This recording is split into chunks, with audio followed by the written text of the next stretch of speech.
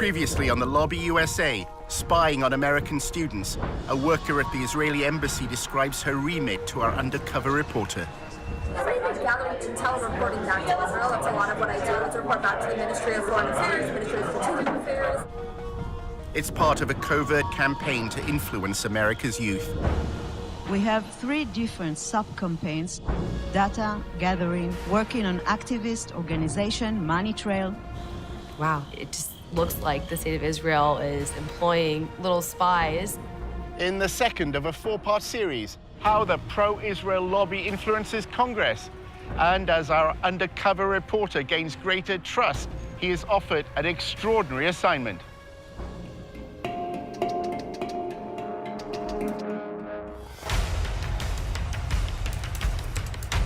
Using an undercover reporter, Al Jazeera's investigative unit infiltrates one of the most powerful lobbies in the world.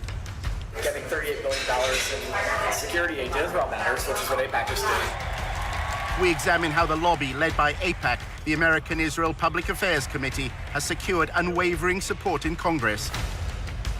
Congressmen don't do anything unless you pressure them. And the only way to do that is with money. What the lobby is all about is to make sure that Israel gets special treatment from the United States forever. But after occupying Palestinian lands for half a century, the pro-Israel lobby is facing a new challenge. We called for a full boycott of Israel, divesting from it, and eventually imposing sanctions on it to achieve UN-stipulated rights of the Palestinian people. A movement to boycott, divest, and impose sanctions on Israel, BDS, was formed on American campuses. It seems to be achieving its goals. It threatens future American support for Israel. We believe in justice for all people. So that means the occupation has to end. Israel's Ministry of Strategic Affairs responded with a covert operation to defeat BDS. אתה צריך לעשות את זה עם הרבה מאוד עמימות. זה לא גוף צבאי היררכי שאם הרגנו את X, אז כל הגוף מתחתיו לא פועל. So the Israeli government leverages Jewish organizations in the diaspora. Absolutely. It's a psychological campaign involving spying and smears. You discredit the messenger as a way of discrediting the message. Just stay on message. And what is that message? BDS is a hate movement. While our reporter monitored pro-Israel groups, he was asked to go undercover for the lobby. You're going into enemy territory, not for everybody.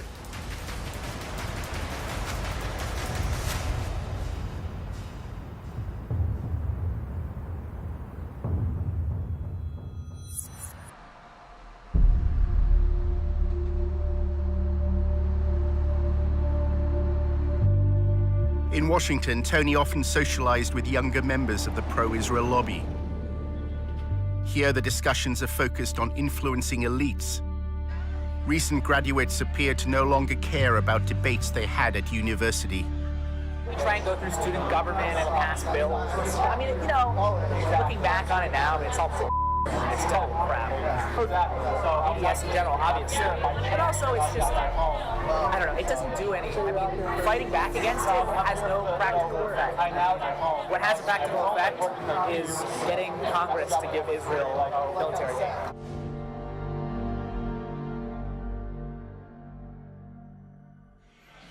At the end of the day, it doesn't matter what happens at the University of X. What matters is what happens here. What matters is what happens in the capitals of the state, the capitals of other countries. The pro-Israel lobby is keen to co-opt elites beyond America.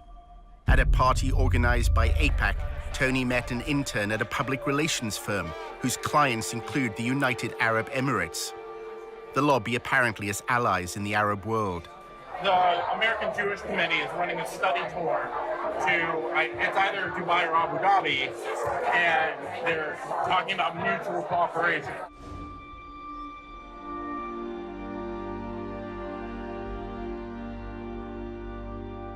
What are the ties like between the UAE and Israel? They're getting so much better.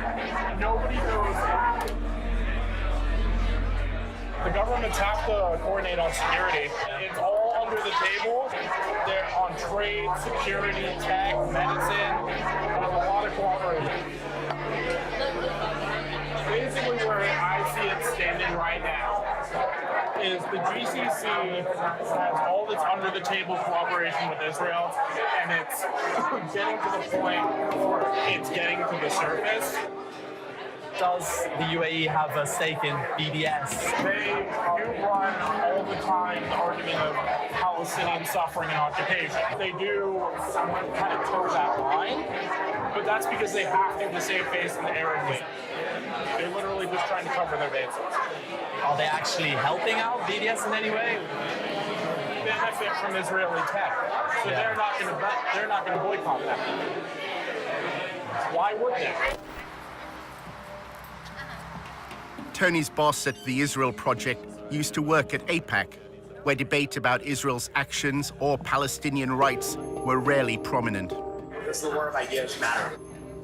I don't know. I know that getting $38 billion in security aid to Israel matters, which is what AIPAC just did. That's what I'm proud to have been a part of for so long.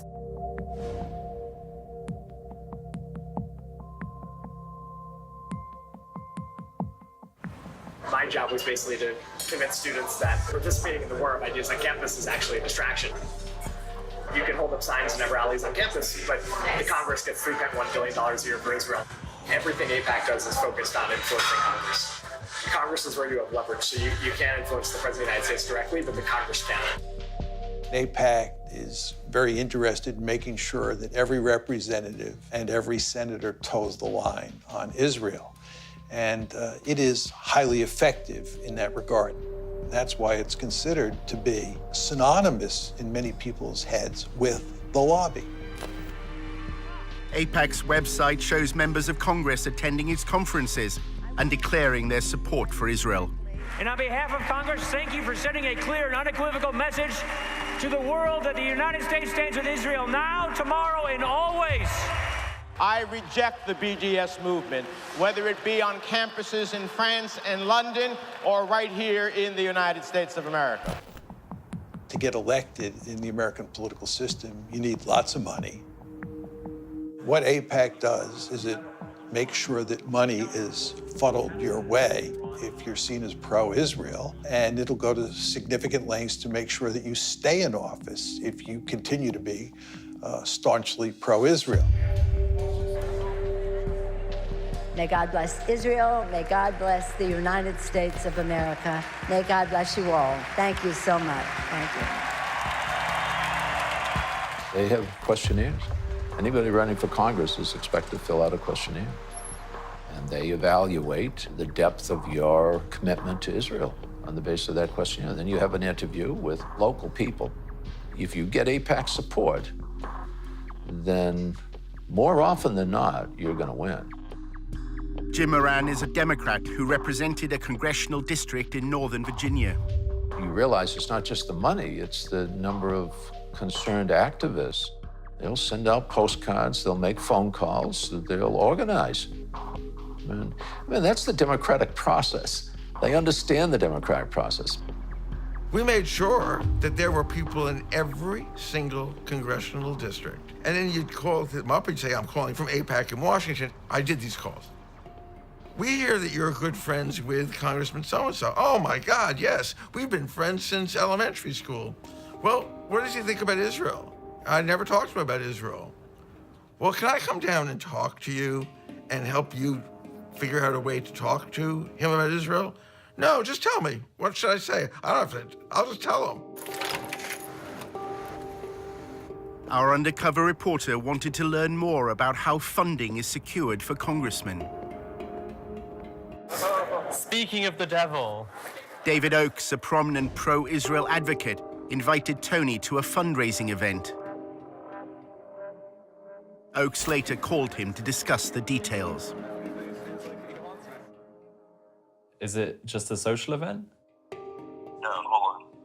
I'm going to email you a list of the people that this group supports.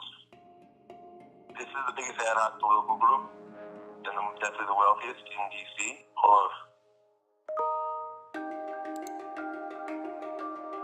Mark Kirk, the senator from Illinois. Ted Deutsch from Florida. Barbara Comstock, she's the congressman from Virginia. Richard Byrd, North Carolina. Kelly Ayotte is fantastic. She's in the Arms Committee. They'll walk in the room and they'll say, everything here is off the record. And then they'll say, here's a little bit about me, and then people will ask very specific questions. The fundraiser was being held in a wealthy suburb of Washington. The AIPAC group, it makes a difference. It really, really does. It's the best bang for your buck, and the networking is phenomenal. Congressmen and senators don't do anything unless you pressure them. They kick the can down the road unless you pressure them. And the only way to do that is with money. Right now, our current contribution limit from any person to a candidate is $2,700. Now, that's a lot of money, you know, and that can certainly buy some gratitude with the lawmaker.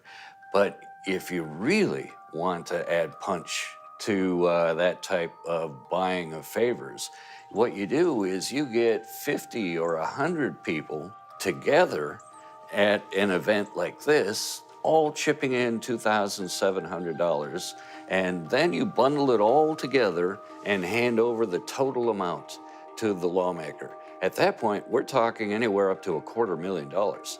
So suddenly you've got a group of people with the same demand they want from the lawmaker handing over $250,000. That buys a lawmaker. The fundraiser was for Anthony Brown, who ran for Congress in November 2016. This is direct spending. Brown's going to use that 30 grand to do ad campaigns. So they strategically pick the ones who are in the close reaches that they want to build relationships with. So we want the Jewish community to go face to face in a small environment, 50, 30, 40 people, and say, this is what's important to us. We wanted to make sure if we give you money that you're going to enforce the Iran deal. That way, when they need something from him or her, like the Iran deal, they can quickly mobilize and say, look, we'll give you 30 grand. They actually impact it. He's actually saying we're buying these office holders. And that's the point. We're chipping in all this money so we can hand over $100,000 or $200,000 to the office holders so we can buy them. You're not supposed to advertise. There's all these advertising laws. I was surprised they had an invite. I've never seen an actual invite before.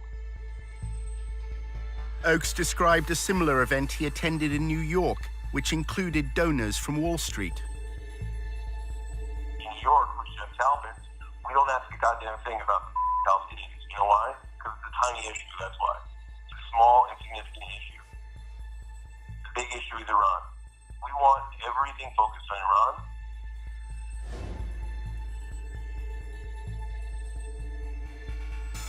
What happens is Jeff meets with the congressman in the back room, tells them exactly what his goals are. And by the way, Jeff Talpin is worth $250 million. Basically, they hand him an envelope with 20 credit cards and say, you can swipe each of these credit cards for $1,000 each.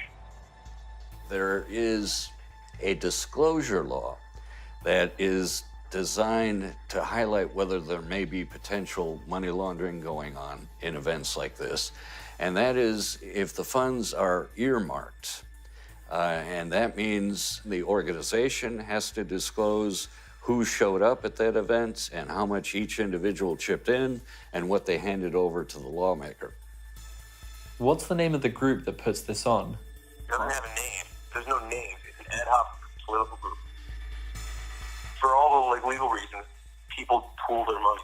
What this specific group is doing to try to avoid that disclosure requirement, it isn't taking money and then putting it in its own account and then handing it over to the office holder. It's just collecting credit card information and then turning that over directly to the candidate. Therefore, it's not violating the earmarking law, and they're not reporting this. All we would see on the campaign finance reports are the individuals who contributed, but there'd be no record on those campaign finance reports that they worked together as a bundling group, that they were all at this event.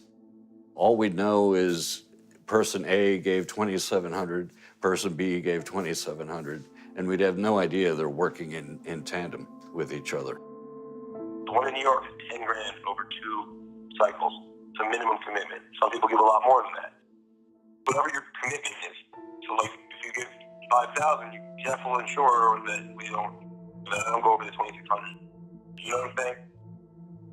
If one is at a meeting where person A wants to give $5,000, another person has only $100 to give, and that person gave $2,500 to the other person at that meeting as a gift, and they both therefore gave a total of $5,000, $5,100, would that be illegal? That would be illegal. That would be laundering of campaign contributions. The limit applies to the individual. And so each individual is subject to that $2,700 limit. And if any individual goes over that limit, they are violating the contribution limit. They cannot legally do that by laundering money through other individuals. If you give $5,000, you definitely ensure that I don't go over the $2,600. You know what I'm saying?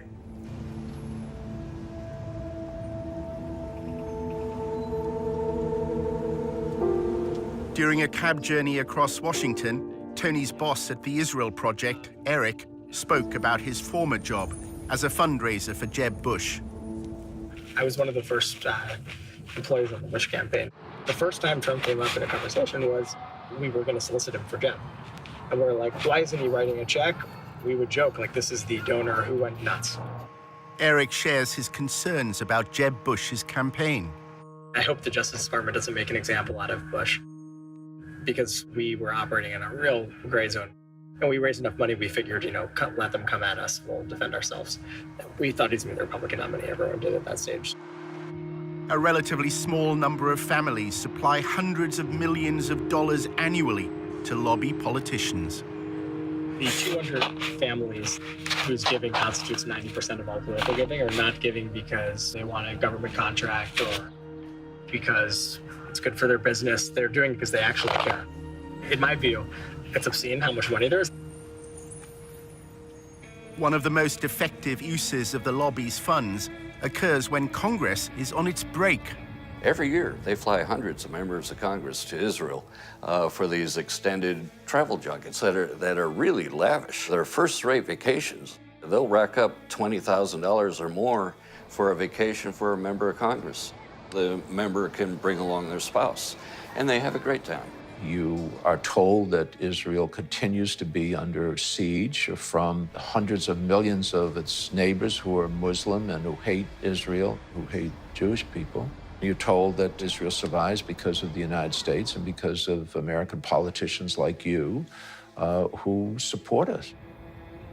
An attempt was made to change the law so that all expenses-paid trips would be considered a bribe. I drafted legislation to try to reform the whole profession of lobbying to get rid of free travel and gifts from lobbyists.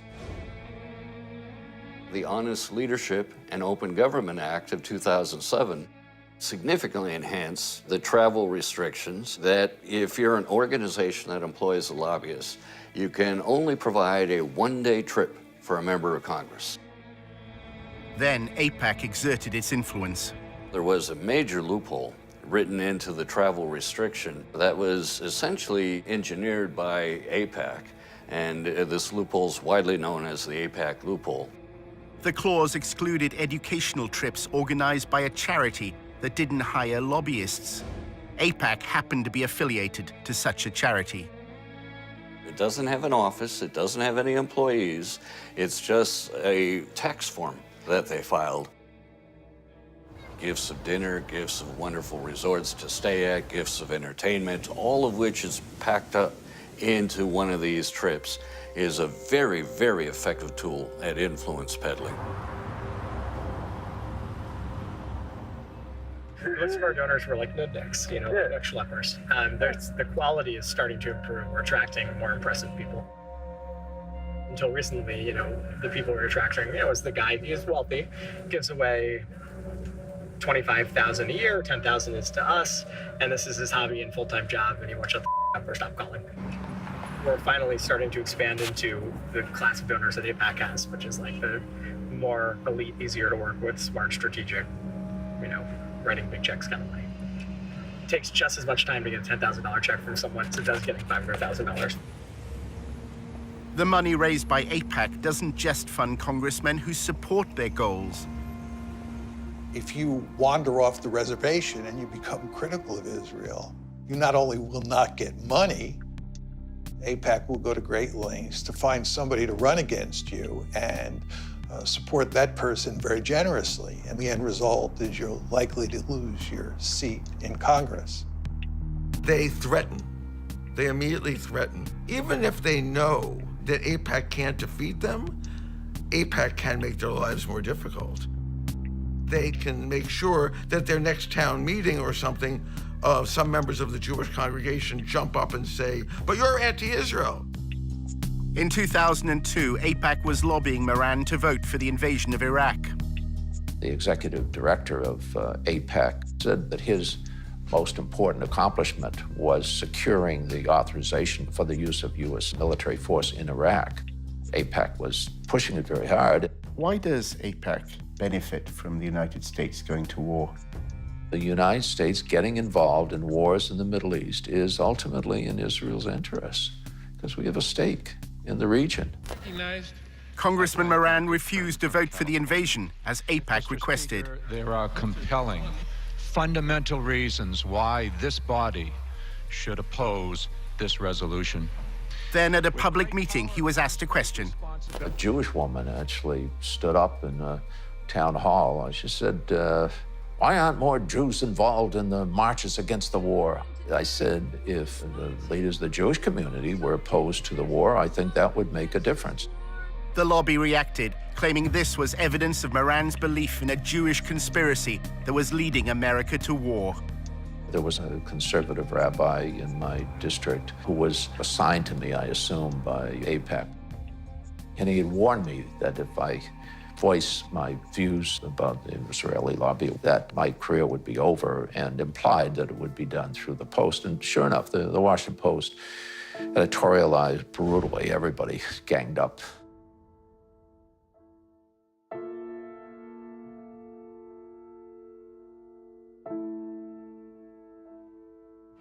So what are the main outlets that TIP work with? Washington Post is the biggest one. Okay.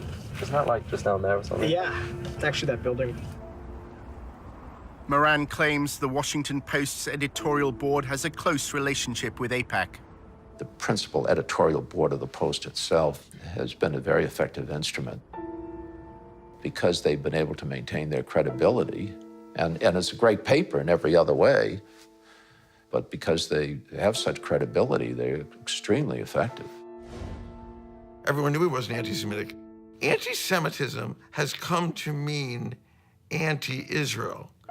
The AIPAC crowd doesn't really care very much about whether or not a person likes Jews or wants one to move next door. All they care about is what their position is on Israel. Both of my daughters married Jewish men. My grandchildren are Jewish. Anybody that considers me anti-Semite is ignorant.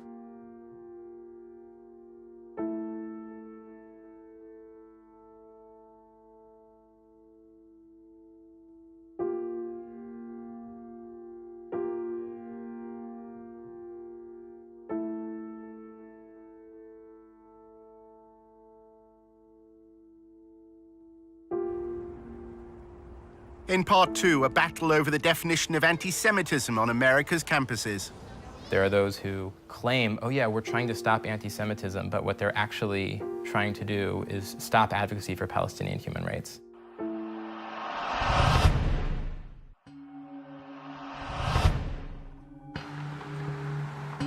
In part one, our undercover reporter discovered that many young people in the pro-Israel lobby have given up debating the BDS movement on campus. We try and go through student government and pass bills. I mean, you know, looking back on it now, it's all it's total crap. Fighting back against it has no practical effect.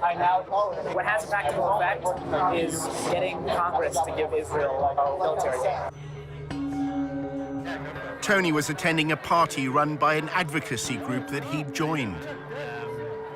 A journalist then approached him with an extraordinary proposition. He wanted Tony to work undercover for the lobby at a meeting of BDS activists. for the Allgemeiner, and we're trying to recruit someone to go undercover just to go there and just see what's going on. And I think the person would get paid for it too.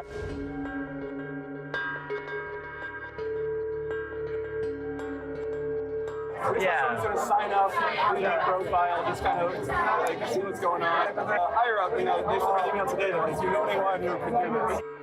For some reason, he popped into my head.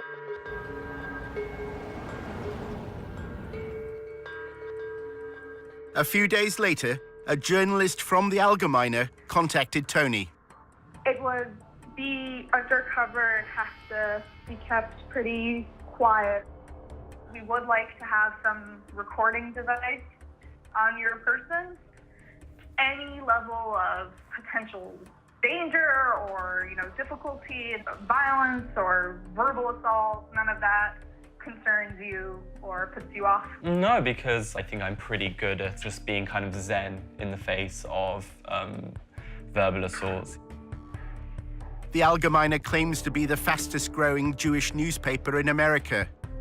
It pays particular attention to events on college campuses. We're working on a project now about ranking U.S. universities and colleges in terms of their anti-Semitic and anti-Israel activity. We have a campus bureau that monitors this sort of behavior and these incidents and these campaigns all day long, all week long. The Allgemeiner often reports that anti-Semitism exists amongst pro-Palestinian student groups. The language that comes from those arenas move into that sphere of the new anti-Semitism, which is anti-Israelism. And that's a big focus at the Campus Bureau, looking at the blurring of those lines and where those boundaries have eroded. As journalists, right, exposure is the goal, exposing truth. In August 2016, a story in the Allgemeiner caused waves in Washington's pro-Israel circles. The thing that I'm working on, you might have seen the news recently about a cesspool of anti-Semitism at the University of Tennessee.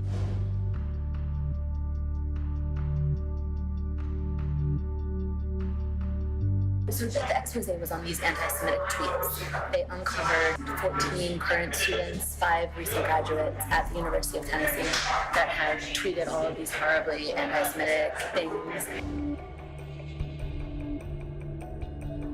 The evidence was released by an anonymous group within the pro-Israel lobby. They're called Canary Mission. Nobody really knows who they are. Yeah. They expose anti-Semitism, anti-Israelism, and anti-Americanism in the U.S., like on college campuses. They study it and then release these expose reports, but they're secret. They don't reveal who they are. The University of Tennessee is based in Knoxville, a quiet city in the east of the state. Tennessee is conservative and religious. The Christian church has political influence here. 6 out of 10 voters opted for Donald Trump. At the university, students and professors, including opponents of BDS, were taken aback by the headlines. It said that there was rampant anti-Semitism at the University of Tennessee. This was quite a shock. It was very surreal and strange. I didn't see anything happening on the ground. It all seemed to be internet-based. There's this international headline with our names and this defamation of our characters. It was the last thing that we were expecting to happen. I was surprised that they were targeting the University of Tennessee. I mean, there's just not a whole lot going on in Knoxville. It just seems such a benign target. Several tweets were clear-cut examples of anti-Semitism. Some failed to distinguish between Jewish people and the State of Israel. Others made vile references to the horrors of the Holocaust. There were definitely some very anti-Semitic things said, but it seemed to be by a limited number of students. Those tweets are horrible, and that should not be supported by anybody. One of the students, there were tweets from when they were 14, 15, and 16 years old. People do and say stupid things. Students who were campaigning for Palestinian equal rights were immediately suspicious, believing the Allgemeine had another motive in running the headline. The way that I saw that article was that to discredit some of the work that we were doing, they threw in these people who are a part of the Muslim community or a part of the Arab community around Knoxville, and things that they had said, things that they had done. They were very old, a lot of times before people had gotten to college. I think this is just old stuff that's being dug up for lack of any other material. I was really horrified that you had essentially this blacklist of students. The list included Summer Awad, a Palestinian American. She was accused of supporting terrorism after sharing a Facebook post. In that image, I mean, all it is showing different tools of Palestinian resistance. One of them's BDS, one of them's stones, and the one that they circled happens to be the knife. They obviously have much bigger weapons than the Palestinians can even imagine having, but they're just able to frame this image of violence and to frame this image of defending themselves. Shortly after being named by Canary Mission, posters and flyers linked BDS supporters to Hamas. There was a list of most of the names of the students that were mentioned in the Canary Mission. All I kept seeing were flyers all over the place. Like, they'll put it on cars, they'll put it on side tables in the student centers and stuff like that. That kind of scared me, to think that there are actually people physically on campus posting these things. Back in Washington, Aviva is drafting a letter to the University of Tennessee on behalf of the Brandeis Center. They want the university to take a stand. We're telling them that basically they need to issue a stronger statement. They need to investigate the students that were involved. They need to offer education and training, things like that. In addition to drawing attention to those responsible for anti-Semitic tweets, their orchestrated release served another purpose. It's part of a wider campaign by the pro-Israel lobby. The problem right now, I think, on universities is that administrations don't realize that anti-Israel statements or anti-Zionist statements often are also anti-Semitic. To find out what anti-Semitism means for the lobby, Tony visits Aviva's boss at the Brandeis Center for Human Rights in Washington. Despite its name, it's a pro-Israel lobby group. Hi. It's great to finally meet you. Really good to meet you. Kenneth Marcus is involved in the lobby's attempt to redefine anti-Semitism in a way that could include criticism of the state of Israel. Right now, the challenge is that there are people who say, you know what, anti-Israel politics have nothing to do with anti-Semitism. Well, you've got to show that they're not the same, but they're not entirely different either.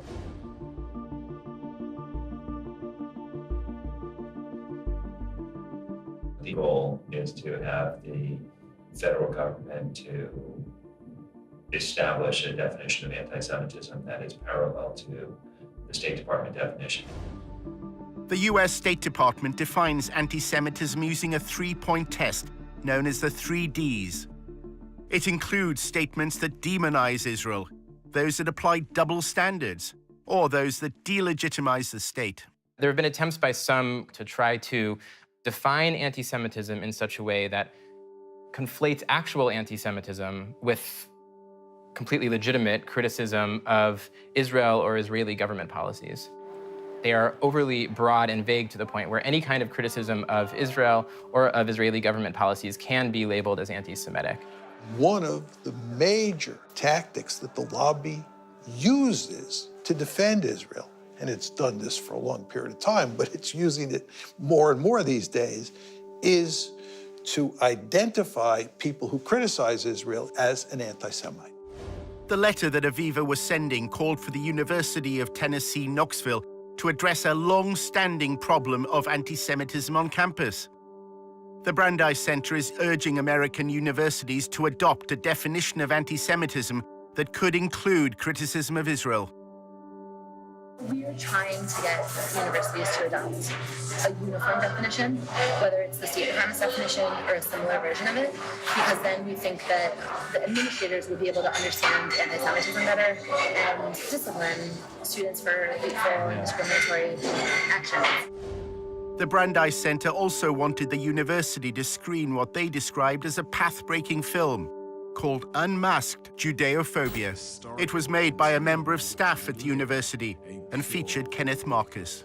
It is now socially acceptable to say lots of different things that were not acceptable in the past. Anti-Israelism and anti-Semitism is one example.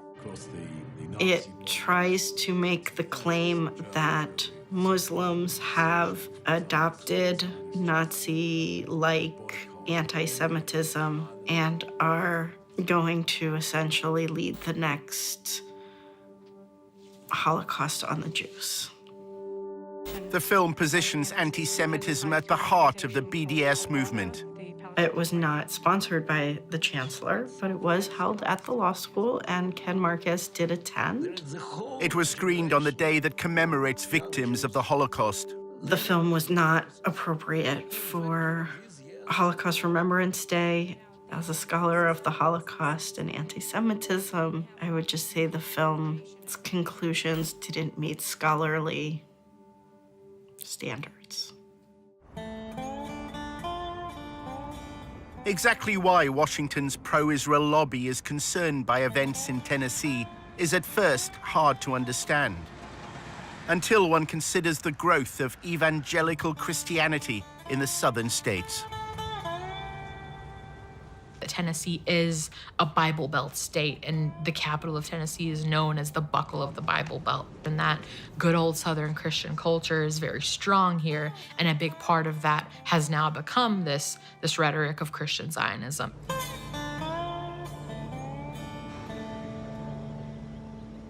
Satan hates Israel and the Jews because Israel's restoration initiated the last days of Bible prophecy.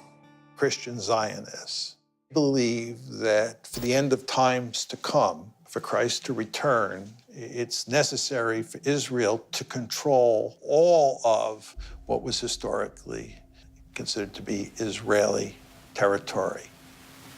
Based on prophecy, Jesus Christ could never return for the church to resurrect the dead in Christ until Jerusalem was first in the hands of Israel and the capital of Israel.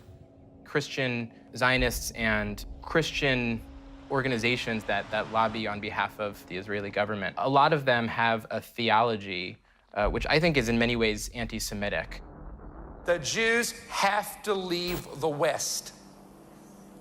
It says in your Bible, God will bring them back to Israel from the West. It instrumentalizes Jews in such a way that their goal is that all Jews around the world will leave where they live and move to Israel, because in their theology, that is what will lead to the coming of the Messiah again, and then all the Jews will convert or will all be killed. Leaders of the Christian Zionist lobby threw their weight behind the Trump election campaign. I have been asked 101 times plus, why do you think Donald Trump won? And I have an immediate answer. Because he was the only one that was blessing Israel. The evangelicals flooded the voting booths this time like at no time in our history. And a lot of the laws that are being enacted in those states that are pro-Israel, anti-BDS, are coming about in part because there is so much sympathy for Israel in that community, which has a lot of political power. Senate Joint Resolution 170, bipartisan resolution to condemn boycott, disinvestment, sanctions movement, and increasing incidence of anti-Semitism. In 2015, Tennessee became the first state legislature to condemn BDS. It's the result of the lobby's attempt to use legal means to quell BDS on campus. In recent light of anti-Semitic things that have happened here in Tennessee on our college campuses, we are just expressing our support as an ally for the state of Israel. And with that, I renew my motion. It made it seem as though there's this huge Palestinian liberation movement happening in this state. That's the way that it was presented at the legislature, was that we need to stop this before it takes over our state. There's an intensive effort by Israel and pro-Israel groups to get governments, universities, legislative bodies to adopt a definition of anti-Semitism that includes criticism of Israel and its state ideology, Zionism. We're the space where a lot of these things are initially brought and tested. The rough drafts, like the beta version, comes here, and then you'll see that same bill go into another legislator the following year.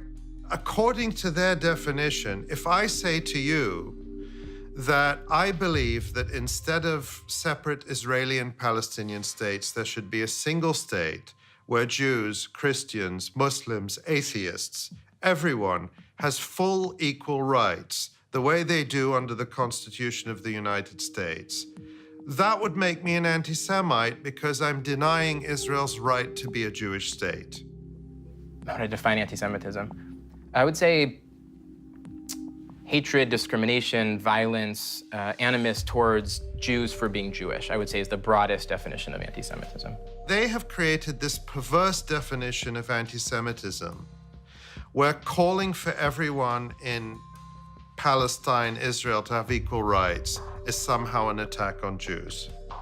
And they're trying to get this pushed into official definitions. And this has been a key goal of people like Kenneth Marcus and the Brandeis Center, so that they can then go after people who are advocating for equality and bring them up on charges that they're actually anti-Semitic bigots. You have to show that they're racist hate groups and that they are using intimidation to get funded and to consistently portray them that way. 6 months after the Allgemeine ran its report, an anti-Semitism awareness bill was brought before Tennessee's State Assembly. The bill incorporates the 3Ds definition, which can include criticism of Israel. Kenneth Marcus gave evidence. When I had read a newspaper article in a major national Jewish newspaper indicating some issues, we independently verified several different issues going on with blogging, I think it was Facebook entries, Nazi-type references to Jews, and the need to kill Jews. They may have dealt with that, but it seems to me it's an indication that the problem is here. In order to create enough sort of political momentum and hysteria to get these bills through, you need to show that anti-Semitism is rife on campuses. You see groups like the Brandeis Center jumping on headlines which are very dramatic and very scary. Incidents like the one that they claimed happened at the University of Tennessee are certainly helpful in a political sense if you're trying to push legislation like that through. A right to exist. Aviva Vogelstein also traveled to Tennessee. If a student on a campus says, from the river to the sea, Palestine will be free, meaning that from the Jordan River to the Mediterranean Sea, there will be no state of Israel, that would be considered anti-Semitic. Another example would be when students on campus chant things like, Intifada, Intifada, we support the Intifada. That's calling for, an Intifada is calling for violence against innocent Israeli civilians. And that is an incitement to violence. And it's calling for demonization and delegitimization of Israel. 7 months earlier, when Aviva was writing the letter to the University of Tennessee, she was talking to a leader of the Jewish community in Knoxville. It seems that she told Aviva that the University of Tennessee doesn't have a long-standing problem of anti-Semitism. She's like, I've been on campus for 10 years and there have been no actual incidents of anti-Semitism. These tweets are obviously disgusting and need to be addressed. It's very misleading that they're calling this a cesspool of anti-Semitism. Jewish students at the University of Tennessee repeated this sentiment before the state legislature.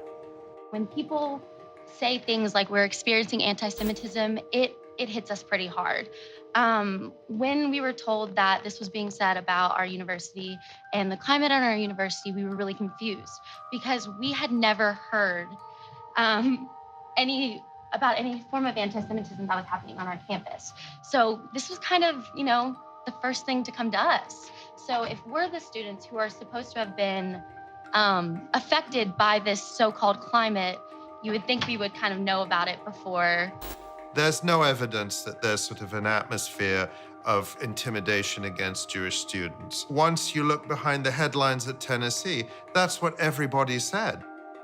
I think it's important to highlight that any allegations that this bill is based off of, those allegations are purely external allegations, meaning they're coming from all over the country except for Tennessee.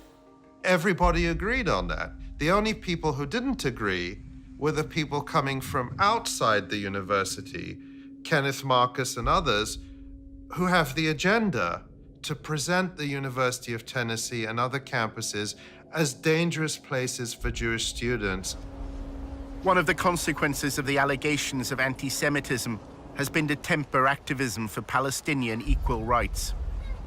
You can look at this campus in the last 8 months and see that there has been little to no activism on that forefront. I would say last year this time, we had a new sort of like adrenaline underneath us, and then this kind of completely killed our fire. And it was hard to gain that momentum once again. Remember that there's 2 steps in the lobby's game plan. The first is to put out a story that's very favorable to Israel. But the second step is to do everything possible to minimize the amount of debate there is about Israel and silence the other side as much as possible. After Aviva spoke to Jewish students in Tennessee, she also learned that their greatest concern is unrelated to pro-Palestinian activism. BDS is not a real movement on the campus. Students for Justice in Palestine, which has like a large following nationwide, has like very few active student members. We mostly only have problems with Christians trying to proselytize the Jewish students, because in the South it is everyone is so like all evangelical. I find it incredibly troubling that at a time when we see a rise in real broad daylight anti-Semitism in the United States, there are those who claim, oh yeah, we're trying to stop anti-Semitism, but what they're actually trying to do is stop advocacy for Palestinian human rights. A short time later, the Allgemeine contacted Tony once more to discuss his proposed mission to work undercover at a BDS event. The editor explained what they wanted. One of the projects that we've been looking to do for quite a while is to try and infiltrate some of these groups, get undercover and discover what they're about from the inside. You explain the war, it's a hostile environment and there's some risk involved. The goal would really be to uncover any evidence of not just bias, but, real bigotry. The correlation between the BDS movement and hatred of Jews. Tony has given a list of persons of interest. They're all on the Canary Mission website. Go to canarymission.org. Have you heard of Canary Mission? A little bit. Could you tell me about it? People who hate it, the people who are being targeted by it, call it a blacklist. You have names here that show up on this database. Students and professors, faculty, speakers, organizations that have ties to terrorism, outright ties to terrorism, or terrorists who have called for the destruction of the Jewish state. Despite running Canary Mission's Tennessee expose, the Allgemeine staff say Canary's identity is still a mystery. It's an anonymous site. Nobody has any idea who's actually running this thing, and people have tried and looked into it. If you're on board in terms of concept, then I guess the next thing we just need to figure out is the money. Can we wait for a follow-up email from you? Does that make sense? Yeah, sure. I should get that to you within the next 24 hours.